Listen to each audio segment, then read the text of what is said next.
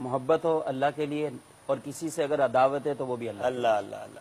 تو یعنی عداوت اللہ کے لیے کیسے ہو؟ جہاں کوئی شرعی تقاضا ایسا آ جاتا ہے ٹھیک ہے کہ اب وہاں قطع تعلقی ہی لازم ہو جائے. ٹھیک ہے.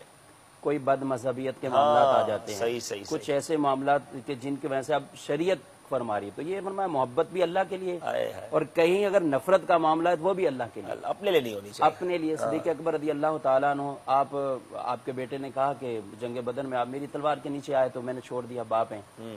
فرمایا میری تلوار کے نیچے تم آتے تو نہیں چھوڑتا, کہ اس وقت تم مد مقابل تھے, اور رسول اللہ صلی اللہ علیہ وسلم کی جو دشمن جماعت سامنے قوم تھی اس کے ساتھ اس وقت تھے. لیکن اللہ کے لیے محبت اختیار کرنا, اپنے غصے کو ختم کرنا. قرآن میں اللہ فرما رہا ہے والکاظمین الغیظ والعافین عن الناس, غصے کو پی جانے والے, لوگوں کو معاف کرنے والے, اور اللہ محبت فرماتا ہے, پسند فرماتا ہے احسان کرنے والے.